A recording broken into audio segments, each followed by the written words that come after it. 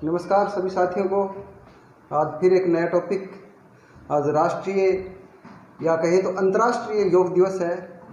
21 जून छठा अंतर्राष्ट्रीय योग दिवस 2020 में हमने मनाया है और अब की बार पहली बार घर पर रहकर मनाया है क्योंकि एक संक्रमण का दौर गुजर रहा है और इससे बचने के लिए आपको पता है ह्यूमिनिटी पावर बढ़ाने के लिए योग करना ज़रूरी है। योग करेंगे तो दिमाग बढ़ेगा, दिमाग स्वस्थ रहेगा।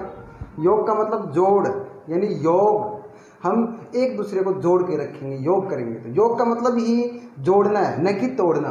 ठीक है, तो आज देखते हैं अगला टॉपिक है जिसका नाम है राजस्थान के अभयारण्य। आज का जो टॉपिक है उसका नाम है राजस्थान के अभयारण्य।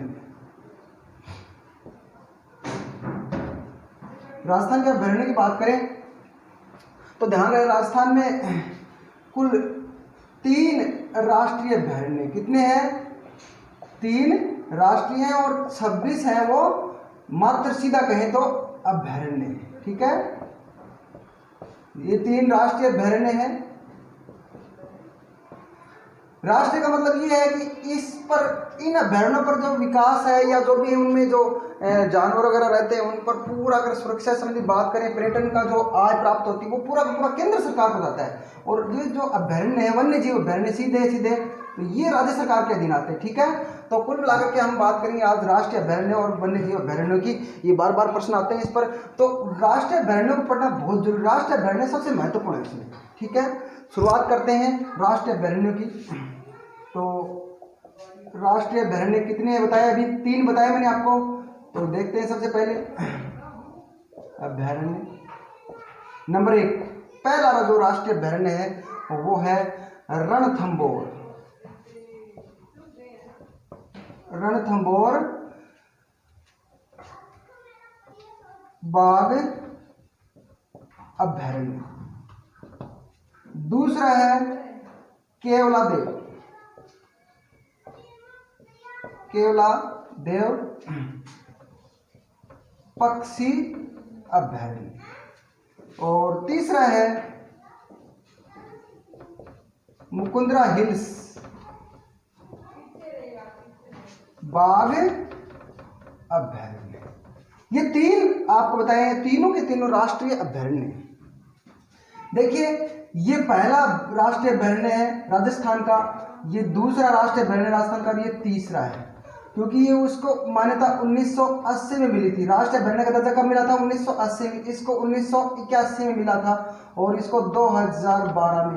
कुल मिलाकर के 2012 तक हमारे पास यानी राजस्थान में 3 राष्ट्रीय अभयारण्य है। ठीक है, और बात करें कि इनके अगर डिटेल की बात करें तो डिटेल देखते हैं क्या क्या इसमें विशेषताएं आएंगी, उसकी बात देखिए।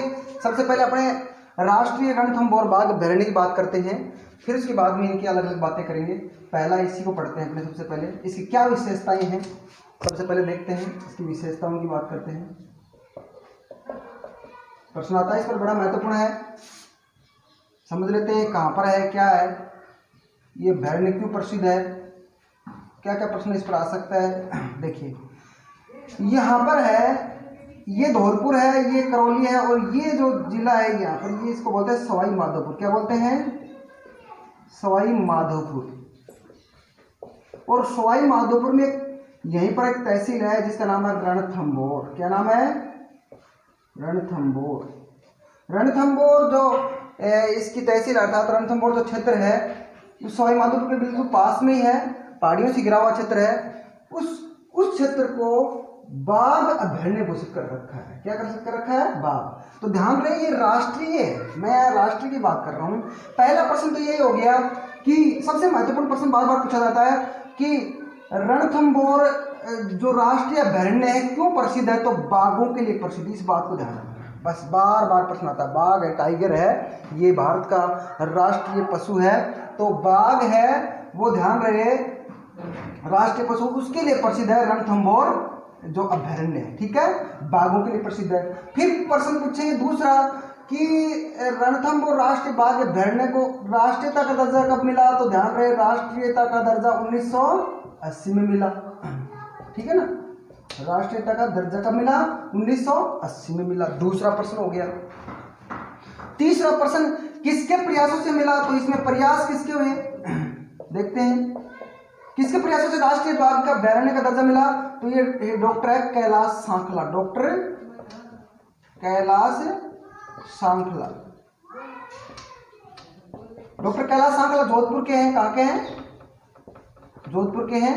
और इन्होंने ये जो वन्य जीव है टाइगर है इसको बचाने के लिए खूब प्रयास किए। इन्होंने तो एक पुस्तक भी लिखी है, इसकी पुस्तक का नाम है देखिए रिटर्न ऑफ टाइगर। क्या नाम है, रिटर्न ऑफ टाइगर, ये कैलाश सांखला की पुस्तक है। और इन्हीं के प्रयासों से इसको राष्ट्रीयता का दर्जा मिला था बाघ रणथंभौर बाघ अभ्यारण्य को। ध्यान रहे कैलाश सांखला को ये भारत का क्या कहलाता है, कैलाश सांखला ये टाइगर मैन कहलाता है। ध्यान रहे प्रश्न पूछते हैं भारत का टाइगर मैन, टाइगर मैन किसे कहा जाता है, तो टाइगर मैन कौन है, तो टाइगर मैन है कैलाश सांखला। ध्यान रहे भारत का टाइगर मैन कौन है, कैलाश सांखला। टाइगरों को बचाने के लिए इसने प्रयास किए हैं। इसके बाद में जो आगे का जो प्रश्न बनता है किस पर, इस रणथंभौर पर, इसकी अगली जो विशेषता वो देखते हैं। देखिए रणथंभौर जो है वो बाघों के लिए प्रसिद्ध, पहली बात बता दी। एक प्रश्न ये बनता है कि बाघों की जो प्रजनन स्थली है, पूछ लें राजस्थान में बाघ प्रजनन स्थली कौन सी है, प्रजनन स्थली, तो कौन सी बताओगे, तो बताएंगे रणथंभौर। ठीक है। इसके बाद में एक प्रश्न और बनता है इस पर, और वो ये बनता है कि रणथंभौर जो राष्ट्रीय बाघ अभ्यारण्य है, ध्यान रहे ये सवाई माधोपुर में है, इस पहाड़ी क्षेत्र में है। और यहाँ पर बाघों की कमी होगी तो ये देहरादून से जो अपना कहें तो वन अनुसंधान संस्थान है, वनों से संबंधित वन्य जीव से संबंधित है, तो वो यहाँ ला करके वन्य जीवों को छोड़ते हैं हेलीकॉप्टर वगैरह से। तो यहाँ काफ़ी चर्चित टाइगर रहे हुए हैं, तो वो शिफ्ट भी किया गया था यहाँ पर इनको। इसके बाद में अगली बात करें अपने, तो वो ये है, पूछ लें कि राजस्थान का प्रथम राष्ट्रीय अभ्यारण्य कौन सा है। अब इसमें प्रथम का मतलब यहाँ पर न कोई बाघ का नाम पूछा है, न कुछ ही पूछा, राजस्थान का प्रथम राष्ट्रीय अभ्यारण्य कौन सा है, अभ्यारण्य कौन सा है, प्रथम राजस्थान का कौन सा है, तो ध्यान रहे इसका उत्तर भी होगा रणथंभौर। ठीक है, रणथंभौर। तो ये प्रश्न समझ में आ गए होंगे आपको। इसके अलावा अगर और भी अगर कोई पूछा जाए तो वो आपको इस प्रकार से नंबर दे सकता है, जैसे 1 नंबर, 2 नंबर, ये आ गया 4 नंबर और ये आ गया 3 नंबर। अब पूछ लेंगे 1 नंबर पर कौन सा है, तो 1 नंबर का मतलब ये मैप का अगर ज्ञान है आपको तो 1 नंबर पर यानी कि सवाई माधोपुर में पूछ रहा है तो वो हो जाएगा रणथंभौर। 2 नंबर ये अलवर में है, ये सरिस्का हो जाएगा। इस प्रकार से यहाँ पर अगर बात करूँ मैं, अगर इसको सिरोही मान लें तो ये आबू अभ्यारण्य हो जाएगा, ये मुकुंदरा हिल्स हो जाएगा। तो इस प्रकार से हम इसको डिवाइड कर सकते हैं अच्छी तरह। तो थोड़ा सा ये ध्यान रखना आपको कि भाई किस प्रकार से कौन सा प्रश्न कैसे मैप के द्वारा भी आ सकता है। तो रणथंभौर बाघ अभ्यारण्य पर ज़्यादा विशेष बस यही है। उसके अलावा आगे अगर छोटी छोटी बातों की अगर हम और भी पढ़ना चाहें तो उसका कोई अंत नहीं है, लेकिन प्रश्न इन्हीं से आता है। तो ये पहला हो गया आपका। और दूसरे अभ्यारण्य की बात करते हैं। दूसरा राष्ट्रीय बाघ अभ्यारण्य वो है अपना मुकुंदरा हिल्स, लेकिन दूसरा अभ्यारण्य बात करते हैं राष्ट्रीय। पहला राष्ट्रीय अपने बता दिया मैंने आपको कौन सा, रणथंभौर। दूसरा बात करते हैं अब है केवलादेव घाना पक्षी अभ्यारण्य। ठीक है, अभ्यारण्य केवलादेव राष्ट्रीय जो पक्षी अभ्यारण्य है, ये ध्यान रखना है। केवलादेव का नाम आता है, ये किसके लिए प्रसिद्ध है, तो प्रश्न पहला ही देखो सिंपल है, पक्षियों के लिए प्रसिद्ध है, न कि कोई बाघ के लिए प्रसिद्ध। ये ज्यादातर यहाँ पक्षी है। ठीक है ना, केवलादेव नाम क्यों पड़ा, तो केवलादेव यहाँ पर शिव मंदिर है, तो इस कारण से ना इसका नाम केवलादेव पड़ गया है। कहाँ, किस जिले में है, तो रणथंभौर पूछे तो ये तो सवाई माधोपुर में कई बार पूछ लेते हैं, सवाई माधोपुर में ये बाघों की प्रजनन स्थली होगी। ठीक है ना, बाघों की प्रजनन स्थली पूछे तो रणथंभौर हो गया। अब अगर पक्षियों का संवर्ग पूछे या पक्षियों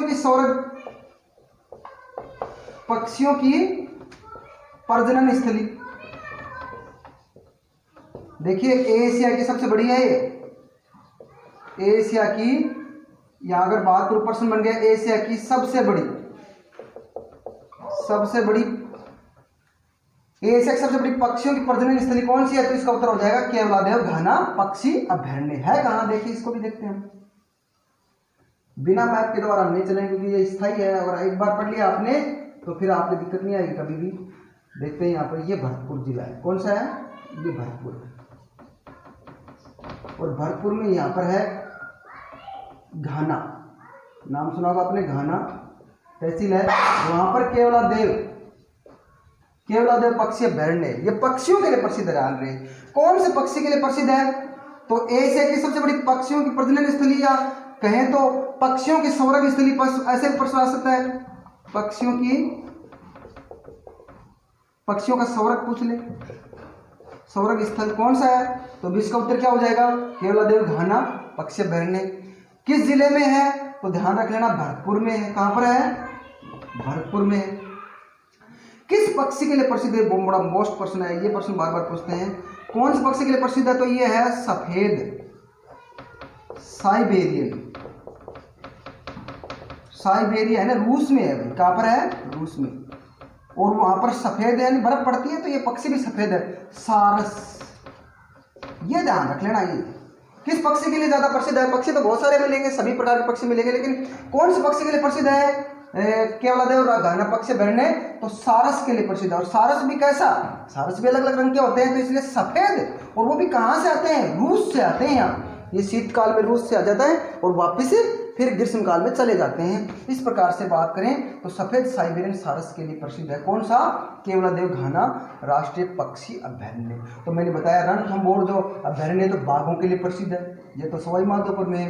केवलादेव घाना जो ये है, ये पक्षियों के लिए प्रसिद्ध है। ठीक है, और इसको जो है ना राष्ट्रीयता का दर्जा पूछें, राष्ट्रीयता का दर्जा कब मिला था? तो ये मिला था 1981 में। ठीक है ना, और इसको कब मिला था रणथंभौर को? 1980 में। तुलना करते रहेंगे ना तो अपने आप ही हमारे याद हो जाएंगे। और इसको किसके प्रयासों से राष्ट्रीयता का अभयारण्य का दर्जा मिला? सवाई माधोपुर रणथंभौर वाले को। तो इसको तो मैंने बताया था, कैलाश सांखला कौन है? टाइगर मैन है, टाइगर मैन, क्योंकि टाइगरों को बचाने के लिए काम कर रहे हैं। और इसके बाद अब तो स्वर्गीय हो गए हैं। और इसी प्रकार से बात करें, इसको जो राष्ट्रीयता का दर्जा मिला केवलादेव घाना को, इसको किसके प्रयासों से मिला? तो इसका अगर प्रयास बात करें किसके प्रयासों से मिला तो देखो, तो इसको प्रयासों से मिला डॉक्टर सलीम अली। डॉक्टर सलीम अली है, पक्षी विशेषज्ञ है, पक्षी प्रेमी है, और कहें तो ये तमिलनाडु से हैं। और इनकी बात करें तो इनको कहते हैं बर्डमैन। क्या बोलते हैं इसको? बर्डमैन। भारत का बर्डमैन यानी पक्षियों का जो संरक्षक मैन आदमी है, बर्डमैन, वो कौन है? डॉक्टर सलीम अली। और टाइगर मैन किसको बोलते हैं? डॉक्टर कैलाश सांखला को। तो इसको प्रयासों से क्या मिला? राष्ट्रीयता का दर्जा मिला। किसको? इस केवलादेव घाना पक्षी अभयारण्य को राष्ट्रीयता का दर्जा। ठीक है, क्लियर समझ में आ गया होगा आपको। ये दूसरा हो गया। अब देखो, पहला जो राष्ट्रीय अभयारण्य राजस्थान का वो तो कौन सा हो गया? रणथंभौर। और दूसरा कौन सा हो गया? 1981 में ये हो गया केवलादेव। ठीक है, तो समझ में आ गया होगा आपको। बड़ा महत्वपूर्ण प्रश्न एक अभी आ रहा है आपके सामने, सबसे महत्वपूर्ण प्रश्न है, और वो है विश्व धरोहर का नाम सुनो आपने, विश्व धरोहर। देखिए यूनेस्को नाम सुना होगा, यूनेस्को का मुख्यालय है वो पेरिस में है। कहां पर है? पेरिस में है। पेरिस किसकी राजधानी है? फ्रांस की राजधानी है। फ्रांस की राजधानी पेरिस में यूनेस्को का मुख्यालय है। ठीक है ना, और यूनेस्को का क्या काम है? जो पूरे विश्व में जैसे कोई प्राकृतिक स्थल है, या फिर जो कहें तो राजा महाराजाओं द्वारा बनाए गए कोई विशेष स्मारक हैं, तो उनको धरोहर के रूप में घोषित करता है। और जो धरोहर घोषित कर दिया गया विश्व धरोहर, वहाँ पर्यटक अपने आप चले आ जाते हैं, विदेशों से भी और भारत से भी। पर्यटकों के लिए विशेष प्रसिद्ध होता है विश्व धरोहर। ठीक है ना, तो ध्यान रहे, विश्व धरोहर में सम्मिलित राजस्थान का एकमात्र अभयारण्य कौन सा? वो है केवलादेव घाना पक्षी अभयारण्य। ये बड़ा महत्वपूर्ण है कि विश्व धरोहर में कौन सा अभयारण्य सम्मिलित, तो बताएंगे केवलादेव घाना पक्षी अभयारण्य। कब इसको धरोहर में सम्मिलित किया गया था? 1985 ईस्वी में विश्व धरोहर में सम्मिलित कर दिया गया। धरोहर में सम्मिलित किसको? केवलादेव घाना पक्षी अभयारण्य। एकमात्र अभयारण्य है जिसको विश्व धरोहर में सम्मिलित किया गया है, बाकी और नहीं मिलेंगे आपको इस धरोहर में सम्मिलित। तो इसके अलावा एक प्रश्न और बच गया है, इसका लास्ट प्रश्न बचा है वो जो बड़ा महत्वपूर्ण है, और ये है नम भूमि। नम भूमि कहें या फिर वेटलैंड, वेटलैंड कहें या फिर इसको रामसर साइट कहें, रामसर साइट।